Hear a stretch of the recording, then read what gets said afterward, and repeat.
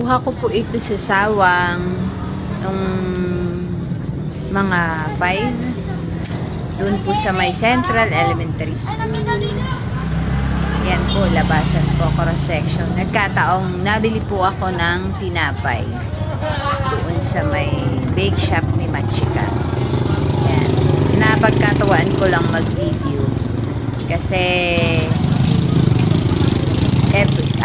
yung mga estudyante, mga tao nagsasalubungan.